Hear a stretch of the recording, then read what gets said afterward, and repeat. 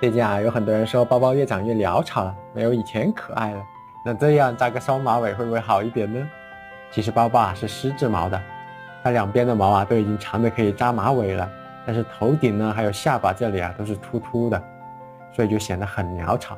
与之相对的呢是同时期的棉质毛，你看这毛小围脖都已经长出来了，所以棉质毛即使在尴尬期也会显得毛茸茸的，很可爱，特别是冬天。如果从背后看的话呢，差距就更明显了。棉质毛都是非常整齐的，毛已经多到可以中分了，而丝质毛这个啊，看起来就是杂乱无序的。当然，丝质毛也并不会一直都是这样，等到4、5个月啊，它的棉质毛就会开始长，到时候就会变成丝棉混合的，毛量就追上来了。琪琪也是丝棉混合的，它就是最好的例子。所以这种丝棉混合的猫，尴尬期也不要着急，再养一养，